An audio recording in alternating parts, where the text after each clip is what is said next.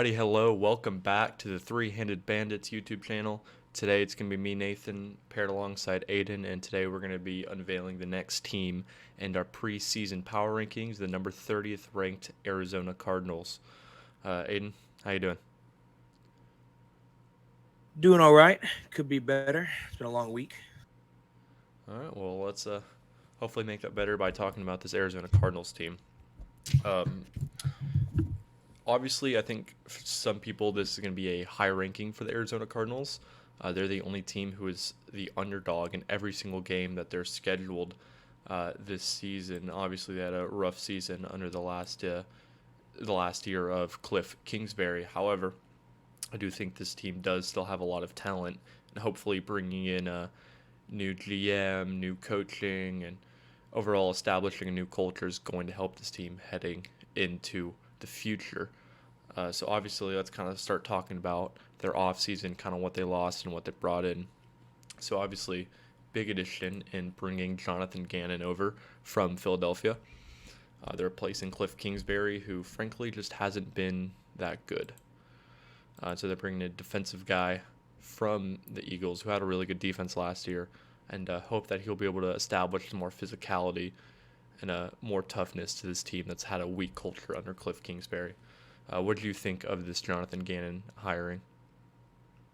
I loved it. In all honesty, you couldn't really get worse than Cliff Kingsbury. Only thing you can do worse is pick some random dude in Arizona. I love Gannon's hire. I loved him over Philadelphia. Me being a partial Philly fan, so I'm always glad to see when a good team does very well and sad to see all their coaching staff leave, but I love to see that coaching staff prosper somewhere else, not just in that organization. Exactly. I think that it's going to be a good addition because Cliff Kingsbury just frankly hadn't been good, and so obviously bringing someone else is going to help. Um, Now in the fifth round, they also drafted a rookie Clayton Tune. He's going to be a backup more than anything under Colt McCoy because at the moment we still have no clarity on when Kyler Murray is coming back.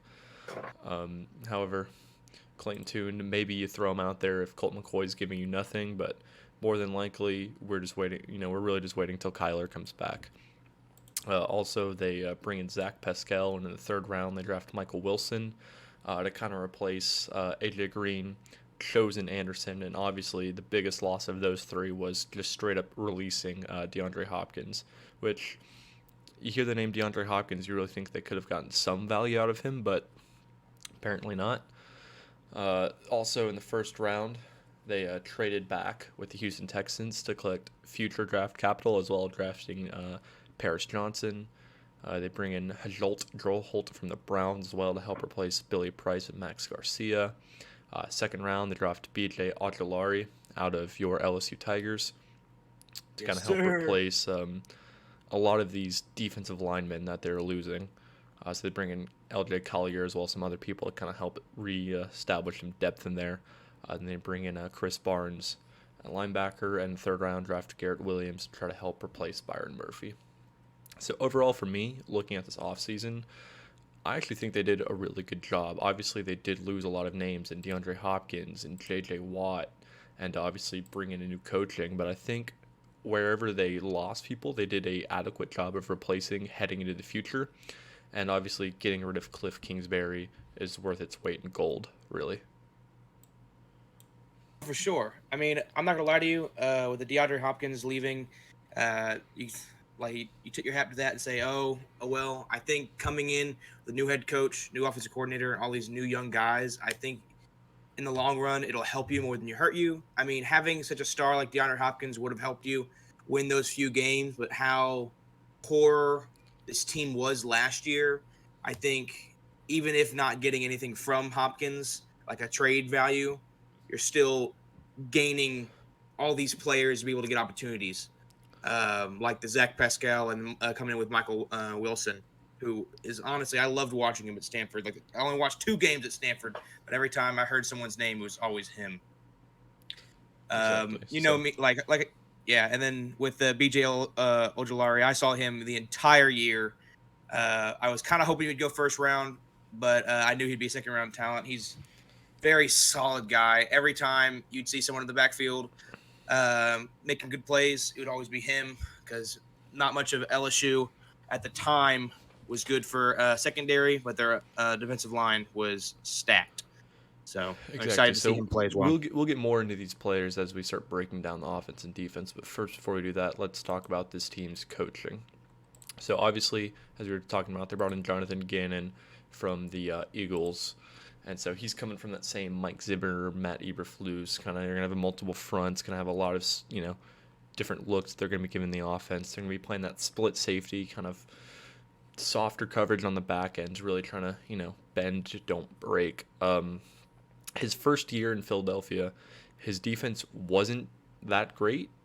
They had a lot of talent, and really they were kind of just playing very basic defenses. But then that second year, especially when they brought in Hassan Reddick, that defense really took a step up. Granted, they had a lot of talent, so obviously you are worried.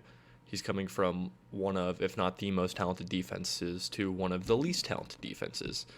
And so obviously you're worried that there might be some hiccups along the way of this, just far less talent, and you're not going to be able to quite get away with what you were able to get away with in Philadelphia. They also then bring For in sure, but it's going to be like that. I mean, it's how it is going from a stacked team to nothing.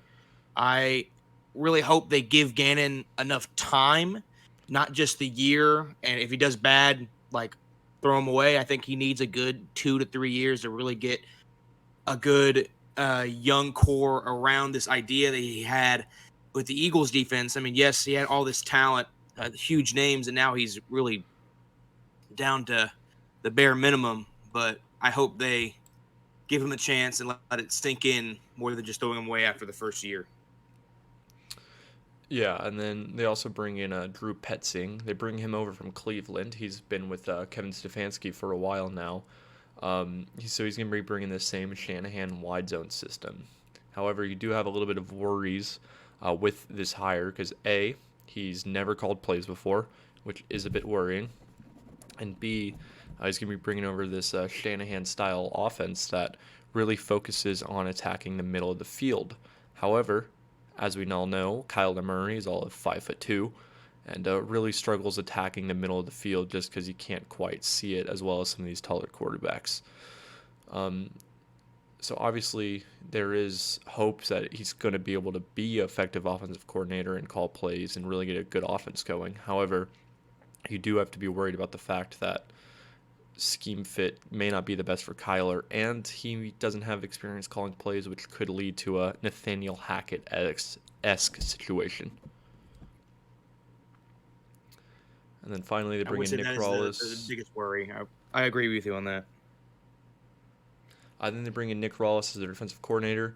At the end of the day, it's really Jonathan Gannon's system, and he's just going to be helping install it and run it. But it's Jonathan Gannon's defense. It's going to be Drew Petzing's offense, and we'll kind of see what you get. I think heading into this year, you really have no choice but to rank him as probably the worst coaching staff in the NFL, just because, frankly, it's a whole lot of question marks. All of these guys it's their first time being in this position, so it does have the potential to be a really good unit, but also it could definitely be 3 guys who are not ready and could flame out very quickly. So we'll see. I'm just a little bit hesitant about this coaching staff. So now we're going to go ahead and head to the offense. And this is where a lot of my optimism comes from this team, is the offense and how much talent they do have on this side of the ball. And obviously a lot of that starts with Kyler Murray, who is quickly becoming one of the most underrated players in the NFL. He is a dynamic talent. He's probably he is a top 10 quarterback, but I've noticed, very similar to Juju Smith-Schuster, when these young guys come into the league and they're super exciting, as soon as they have something off the field that really kind of distracts them and their performance dips even just a little bit, people are instantly going to turn on them, like Juju Smith and the TikToks.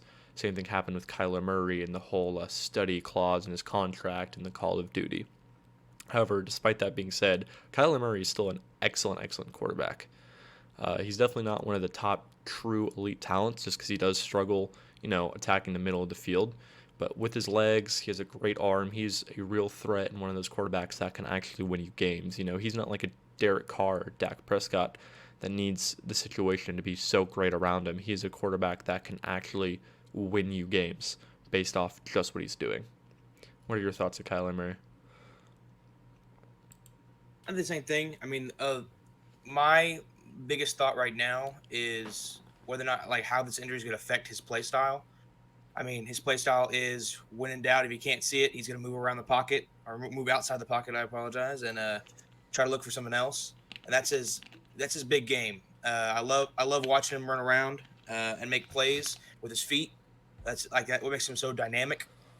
I just worry because of that injury if it's going to affect how he like perceives the game. If he's going to try to stay more in the pocket with this kind of iffy offensive line, because I really think if he comes back, I want to see him do what he did at the very beginning, be electric, and not have to worry about all these people talking down to him. Not saying that the coaching staff's talking to him, but all this the outside, basically just anything that happens bad to him gets shut down, or the whole series with him playing COD or whatever. That was, in my opinion, kind of just stupid and childish to talk about. I think that he has a lot of potential, and I really can't wait for him to come back.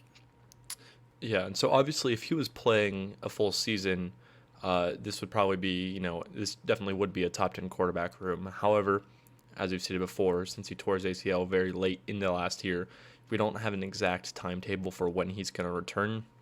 I think Joe Burrow tore his ACL like week 10 or 11. Kyler Murray tore his like week 14. Joe Burrow came back and started week 1.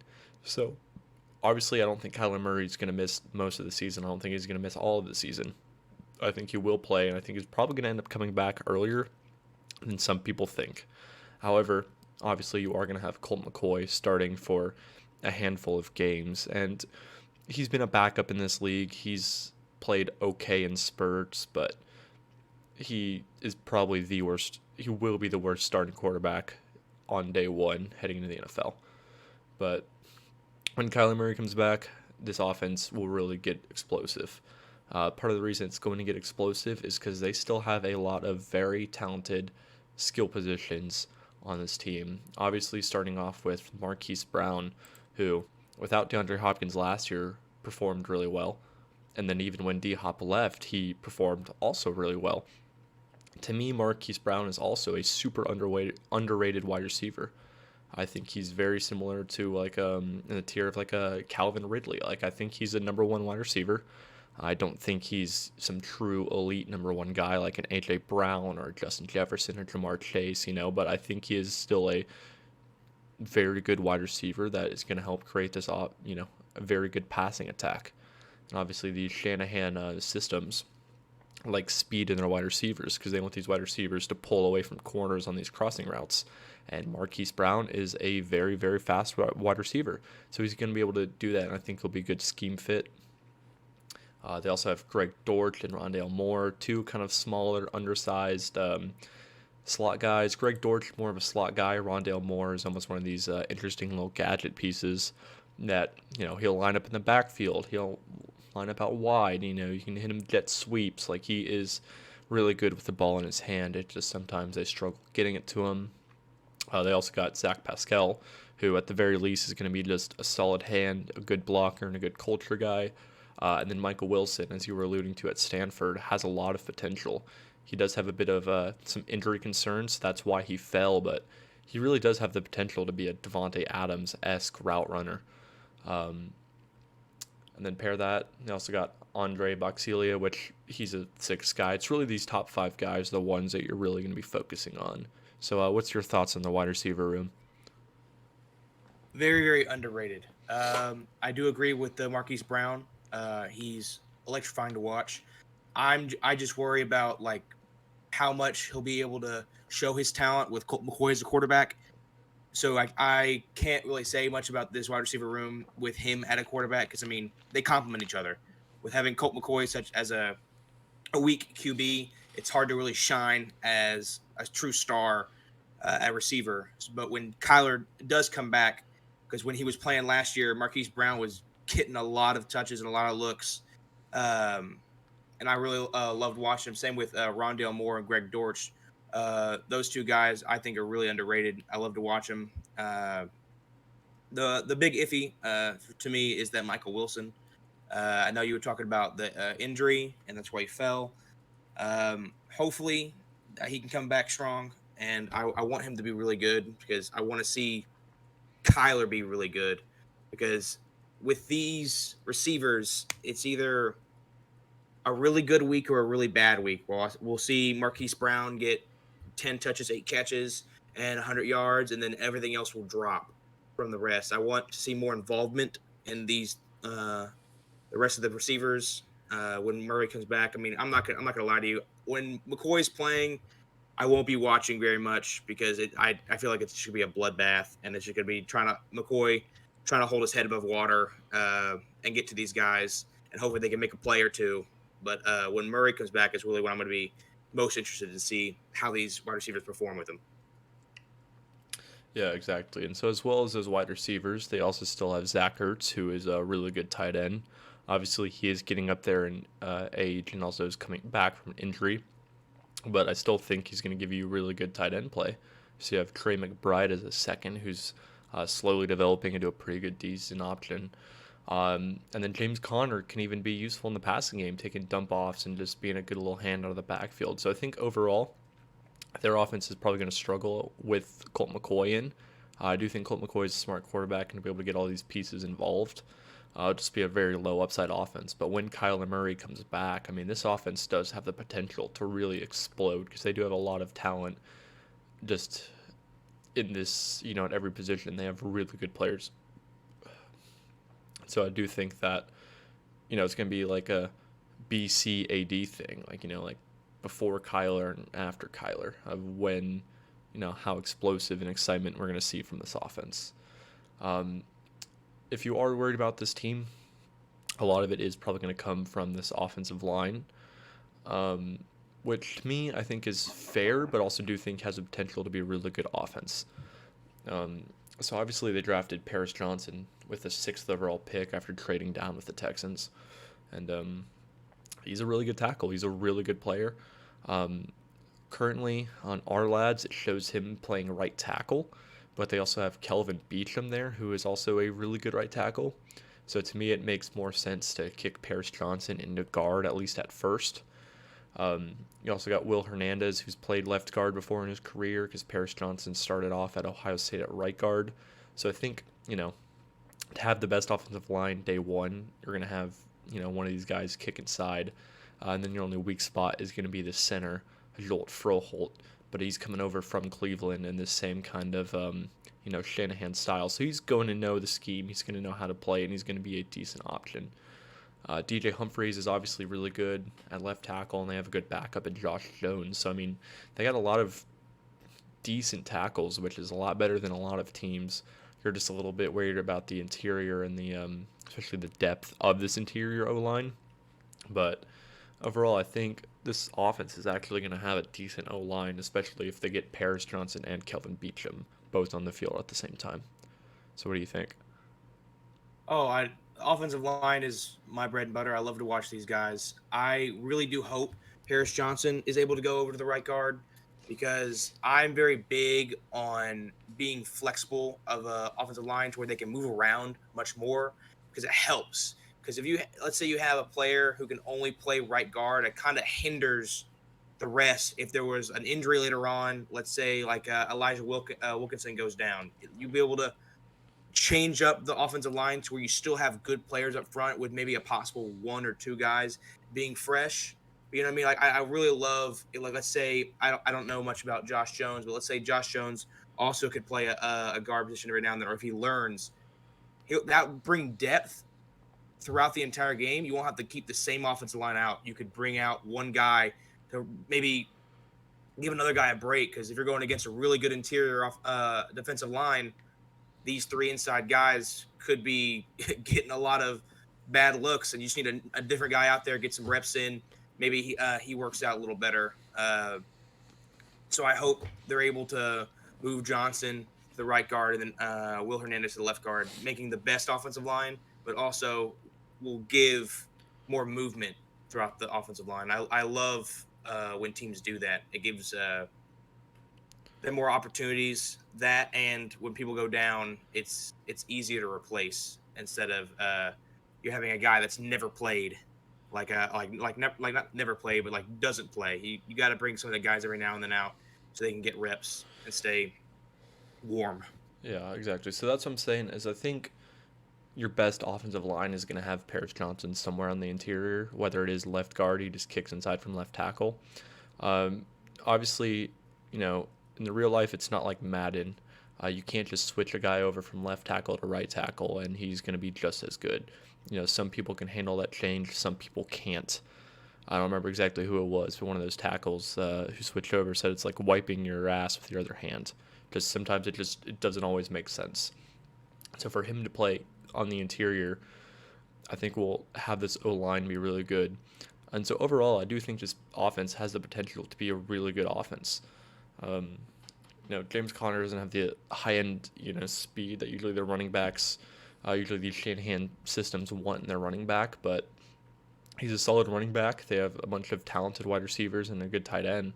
And whenever Kyler comes back, which hopefully is as early as possible, this offense can be really dynamic. And I think that they have enough playmakers where, to me, I just don't see a way with all this talent how they're going to be the team picking first overall and losing, every single game. To me, it just does not make sense. So overall, what is your thoughts on the offense? Basically, just underrated with Murray at the helm, not McCoy. Like I said, I am really hopeful to see this offense be at its best potential. Um, but at the same time, it's hard to say, especially with McCoy out in the unknown timetable for Murray. So the sooner Murray gets back, the better chances this offense can really meld and look really great. Exactly.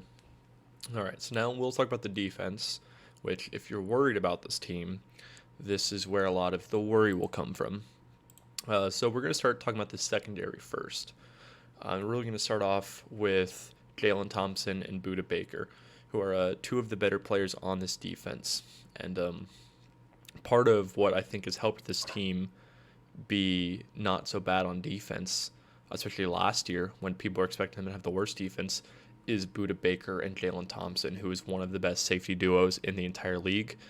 Budda Baker, is not really the number 1 or 2 safety in the league, but he's definitely a top 5 guy and a really talented safety who can, wear a lot of hats for this offense, whether it's coming down, whether it's staying back. Like, he's a really talented, dynamic playmaker. And I think with him, that's going to help them win games, just because, you need playmakers in your skill positions to help you win.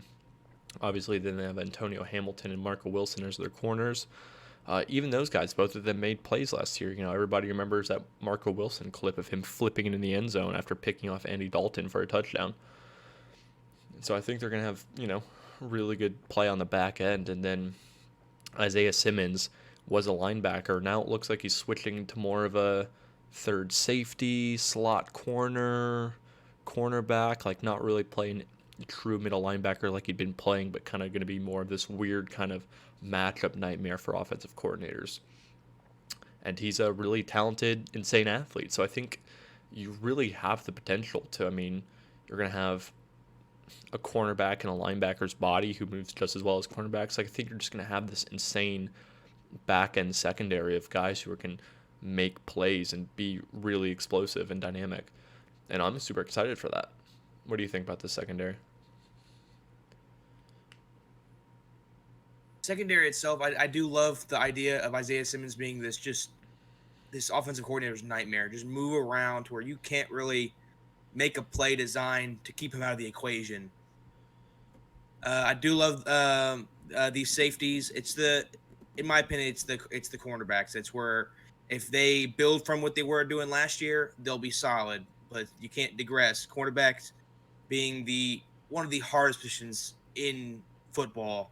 And it's so easy to digress at that position. You could be great one year, then really fall off the wagon. So I'm really hoping that these guys build off what they were doing last year, because the depth behind them is not fantastic. So I'm hoping that they keep, as one, healthy, and two, building what they were doing last year to make this defense even better. Yeah, obviously there's not a whole lot of teams that have great secondary depth, but obviously you draft Garrett Williams in the third round. You have Rashad Fenton here who can come in and play. Obviously you want Garrett Williams to develop and hopefully become your starter at one point maybe. Um, I think they'll have a lot of good play. Granted, as long as they stay healthy. If Jalen Thompson, Buda Baker get injured, then yeah, this defense will start struggling. But if they're healthy and out there, this defense to me just isn't going to be the worst defense. And then you talk about their linebackers. And they got Zaven Collins and Kaiser White. They bring Kaiser White over from Philly. They've had Zaven Collins here. They even bring in Chris Barnes. Um, and so they have a good group of linebackers too. They also have this Owen Papo kid. I think he's from Auburn. Insane, freaky athlete. He just doesn't really know the position. So obviously, he probably won't be out there very much. He'll kind of learn to develop on special teams. But with these other three, you're going to get really good linebacker play. Kaiser White was really good in Philadelphia last year. And Zaven Collins has been learning the position as a former first round pick. And so I think paired with that secondary, you're going to have a couple guys who can really defend the run and hopefully, drop back and maybe not be elite in coverage, but will be very decent. So I think you have the potential to have really good coverage from your secondary and linebackers to where, this D line may not be great, but I think passing the ball isn't necessarily going to be easy on this team. What do you think? I completely agree. These linebackers are on the quicker side. I mean, I hope that I loved watching Kaiser White. I'm not gonna lie to you. And Zaven Collins, every time I do see a play by him, it's solid, but it's more with him being that first round talent, that first round, in my opinion, reach. It kind of put this weird price on his back, this little pin on his back towards we don't know if this was a really good move for a first round pick, but I hope that he starts building up to the potential of being a solid guy from a first round in that draft. So with these, the mixture of the linebackers and the cornerbacks, if all stay healthy, will look great. It's just bringing off the weight of the defensive line of how poor that is compared to their linebackers and secondary. Yeah, so now how about we go ahead and talk about this defensive line, which is where a lot of worry comes from this team. So their best guy is probably going to be Cameron Thomas, who's kind of just an okay kind of guy getting after the edge. He can kind of defend the run, kind of get after the quarterback. You're not expecting a whole lot from him as to be a true elite Max Crosby, TJ Watt-esque player for you. But then they bring in BJ Ojulari, who you're probably expecting to be your Hassan Reddick. And Jonathan Gannon was able to scheme him up to be a really good player. And so I imagine he'll be able to scheme up BJ Ojulari to be a really good player. Obviously, he may struggle as a young guy coming out, but, give him a couple years, I think he'll be really productive for this team.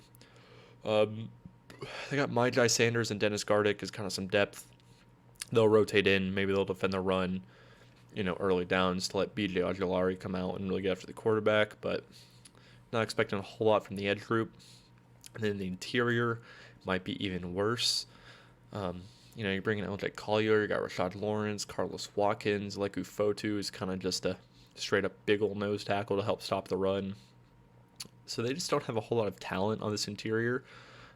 Maybe you're hoping from Rashad Lawrence to really continue playing well, but this interior group is going to be very worrisome. I don't think they're going to have great run defense, and they're definitely not going to be getting after the quarterback a whole lot either. So I think this could really affect the defense because the quarterback's going to have all day to throw. Eventually, you'll be able to win in man coverage or find an open spot in the zone. However, I think, at least you hope that Jonathan Gannon will be able to scheme up some creative stunts and really get these guys to outperform how well they really do play. To really outperform how good of players they are. So we'll see. It is a worrisome defensive line. So what do I you think? completely agree. Um, with Carlos, I mean, it's hard to say when you say, yeah, Carlos Watkins or Cameron Thomas. These are gonna be your best guys. I mean, that it's hard to say going from J.J. Watt, this big name. Obviously he digressed a little bit, but he still had that energy to bring this defensive line together. I'm really happy. I mean, obviously, yeah, I'm kind of skewed in my opinion for the LSU, but I love BJ Ojolari and I love Rashad Lawrence. I remember like get him getting drafted, and I love seeing it. I remember watching him at LSU, and he was fantastic. Him and Tyler Shelvin. I loved watching them as an interior defensive lineman. And I don't know exactly if Ojolari played a lot with Lawrence. If he did, that's a good chemistry coming back from college for them to start building off of as a defensive line. But if they didn't, maybe that love for the LSU Tigers brings them together and makes them stronger. I honestly did not know Rashard Lawrence was from LSU, but yeah, obviously, as I was Yeah, you saying, got. I know my LSU boys, baby. He was mm, on the team with when they won the championship. So he's got championship blood in him. So but yeah, so obviously you're you could be really worried about this D line. They just do not have a whole lot of talent. But however, I think every other position they have some really good players who are going to make plays. And so, while I think you do have the potential to have one of the worst defenses in the league, I think there's so much talent in some of these positions where I think they're just not going to have the worst defense in the league unless Jonathan Gannon turns out to be a complete flop, which I don't think either of us really see happening. So, with that being said, let's kind of head into their schedule. And starting off, they do have a pretty brutal schedule. Obviously, they have to go to Washington, then they have the Giants, Dallas, and then they have to go to San Francisco, and then Cincinnati coming home. So, I mean, especially without Kyler Murray, that's going to be a rough opening stretch. So, they'll definitely be 0 and 5. And I imagine you probably don't need to bring Kyler back for any of these games just because it's not really worth it. But, heading from week 6, until their bye week, they have a lot of winnable games in this stretch. So if Kyler Murray comes back through any of these games, I think you're going to end up winning a lot of games because obviously they're going to the Rams, who may not be a great team this year, going to Seattle, which could be a difficult game, but then they have Baltimore at home, which isn't necessarily a winnable game, but it's better than going to Baltimore. They have Cleveland coming to home. Or going to Cleveland. They have Atlanta coming home. They're going to Houston, then they go against the Rams again, and they have to go to Pittsburgh right for their bye week. I think if Kyler Murray is playing, I think you could win a lot of these games. I think there's definitely potential to win those games. Then you come back from the bye week against San Francisco, and Kyler Murray's healthy, especially coming off the bye week. I think I'm calling my shot now. I think Arizona is going to win this game. San Francisco has a brutal stretch of schedule in this little part, so they could easily drop it. I think that's a scheduled trap game from the Niners, so I think that they could win that. Going to Chicago, I think they could win that. Then they have Philly and Seattle to end their season. So start of their schedule is very brutal. But however, when Kyler Murray comes back, there's going to be a lot of games that they could win in this stretch. So their line's at 5.5. I have them projected about 6.4 wins. You have them at 5.9. So we both agree kind of on the over. I don't know if I'd actually bet on that just because we don't know when Kyler Murray's coming back, but I that's definitely the big question mark. exactly. But I definitely don't think that. I think there's enough winnable games here, especially whenever Kyler is back, for this team to not be the worst team. And especially if they have all these playmakers and talented people on both sides of the ball, I think they do have the potential to win a lot of games. And so, looking at their schedule again, I imagine they'll drop a lot of these opening games, but they could easily win against the Rams. I could see them beating Atlanta at home. I could see them beating the Texans. They'll probably drop that to Cleveland. Um, Yet again, I imagine they can probably beat the Rams. Might lose to Pittsburgh, but so I think having them around 6-11, I think that's very plausible. It's kind of what I have them projected at. I don't think this is going to be a team that's going to have 2, 3, 4 wins and really going to be fighting for that first overall pick. I think they'll have, they'll definitely be drafting inside the top 10, but there's a lot of winnable games in this opening little schedule, or in this mid part of their schedule. So what do you think? Oh, I had them at 6-11 as well.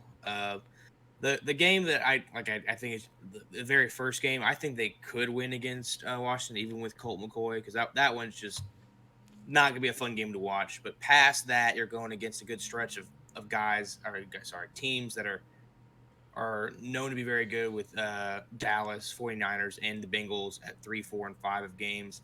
And then hopefully around that time, Kyler's back. I want to see him at least be back by week 5 or 6. That's my hope, because then afterward, like you said, that you have the not as hard of a stretch. I mean, winnable game against the Rams. The game against the Seahawks, that first game, it really depends on how well the Seahawks are doing. I hope Geno Smith could continue on to that, but it really depends on that. The Baltimore game, I have Baltimore beating them. I have them beating the Browns, because I'm not very high on the Browns, but because with Kyler Murray, I think they could really mend, be really good. And then I have actually like a little 4-game win streak against the Browns, the Falcons, the Texans, and the Rams at home, or them being at home against the Rams, and then them losing to Pittsburgh, losing the 49ers again. I know you're calling the shot there. I like the 49ers defense too much. And then I have them beating the Bears and then losing out, only because the Seahawks are hopefully going to be squeaking for that playoff spot. I think they're going to play really good and beat them at the end, because the Cardinals at that point, when you have that many losses, they might be not playing amazing to try to get that some good draft capital and picks wise. So it really Yeah. depends on how they start, or that it's more the middle section, where the middle section is their key point. So they'll start off slow. When Kyler comes back, really depends on the team's direction if they win games. I think that's fair. So I'm going to kind of tell you why I think the Niners going to lose this game. So the Niners have a week 9 bye week. So they come back from bye. They have Jacksonville in Jacksonville. Then they have Tampa at home. Then they have to go to Seattle, to Philly, come back home to face Seattle. Then they have the Cardinals. Then they have the Ravens that next week after that. So to me, that just feels like a stretch of really good games, and that's an easy little trap game for them to drop amidst a very difficult part of their schedule. But yeah, I think obviously a lot of this depends on when Kyler Murray comes back. So obviously, if he's not coming back till the bye week, then you're probably gonna have 3 or 4 wins. If he comes back, anywhere in the middle part of the season, they're definitely gonna have the potential to win a lot of games.